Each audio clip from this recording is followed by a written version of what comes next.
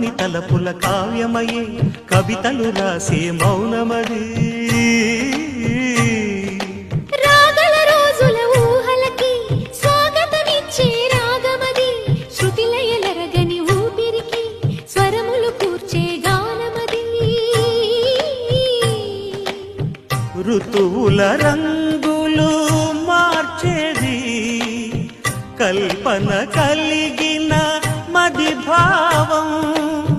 బ్రతుకును పాటగా మలిచేది మనసున కదిలిన మృదునాదం కలవని దిక్కులు కలిపేది నింగిని నేలకి దింపేది తనే కదా